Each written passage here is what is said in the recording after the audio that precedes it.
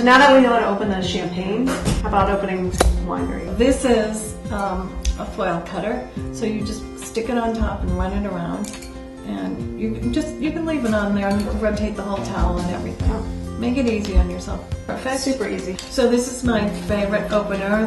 They call it a rabbit because it looks like a bunny rabbit. You open it all the way. Okay. Put the top on. Clamp it. Clamp it around and pull down, and then you're gonna pull up to get the cork out. Perfect. And then take it off. Close it up again over there, and then you'll release the cork. All right, 1, 2, 3. In order to close up the wine, you can do something as simple as just buy a decorative top and put it on if you're going to just leave it there for overnight or a day or so. But if you think you might keep it for a little bit longer, most people have these. They've been given them or they acquired them somewhere. The vacuum. And you just pump it until it gets a little bit difficult. Okay. So I think you're. And then good. you're done. And How much longer does that keep? It'll keep it a few days longer, it will. Okay. But I would say a day or two, just a little regular stopper, and up to a week with vacuum. Okay, so after a week you really shouldn't be drinking it. Right. Okay, that's good to know. Excellent. So how do we serve it? Okay, first of all, you need to get it to the right temperature. And as we mentioned before, you want your reds a little cooler than room temperature, so put them in a draft or on a windowsill. And the white wines you want to keep in the fridge. It'll take a couple hours, between 1 and 2 hours, to chill a white wine. What if you don't plan ahead enough and you're late and it's dinner's coming and people are coming over and the only white wine you have is on your shelf? Okay, of course this has never happened to me.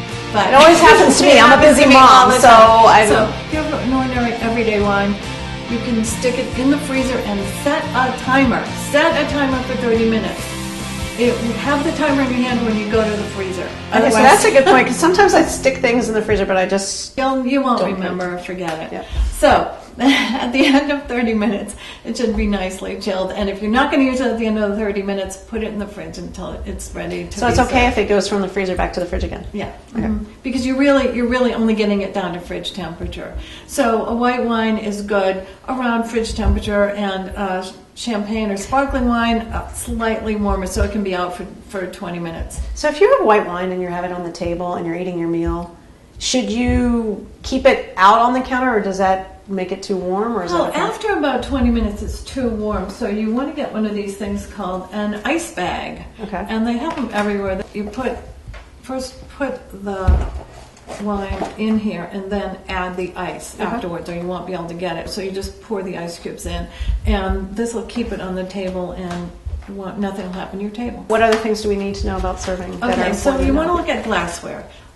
These glasses are actually really good. What I do when I'm in a store is I go around like this to see if the rims are very smooth. There's kind of a lump on the top. You don't want that, because it interferes with the wine getting into your mouth and onto the tongue in the way that the winemaker has planned it. Okay. So all those little cheap glasses with the bubbly rims, not a good idea. But one thing I do want to say about champagne glasses is you can get flutes for champagne, and you can also, it's very fashionable to serve sparkling wine in small white wine glasses. All over the world they're starting to do this now. Oh, okay. So you don't have to do it in a flute. You can just do it in a small white wine glass, and you're fine.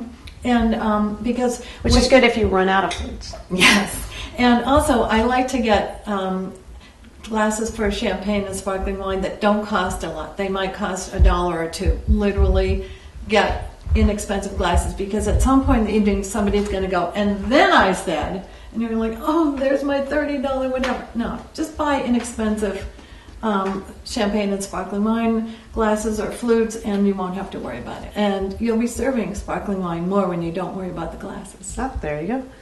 And then how about pouring? Okay, so when you pour, you want to pour to the middle of the widest part here. So a correct pour is about halfway up most glasses, about halfway up. So this one has a very low center, so you pour this one a lot lower. The widest part. And because what it does is it gives you the optimum way to get the aromas into your nose before you drink. Okay. So they're concentrated. A glass should always come in at the top, and that concentrates the aroma. So when you lift the glass to your nose, you inhale and then you taste. You can get great wine glasses that you can put in the dishwasher, and they'll cost maybe $6, $7, something like that. They have them at all the kitchen stores.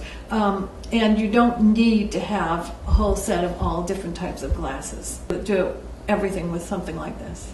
So now we know how to serve, store, and buy wine. And pour. And port. So Raquel, there are a few things to remember. When you go to a wine shop, think about what the occasion is you're buying wine for and ask for help.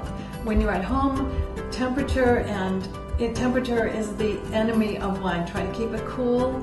And when you're serving, get some good glassware, but not expensive, and pour half full. But I know how to open it, and champagne I can really do a lot more entertaining. Thank you so much.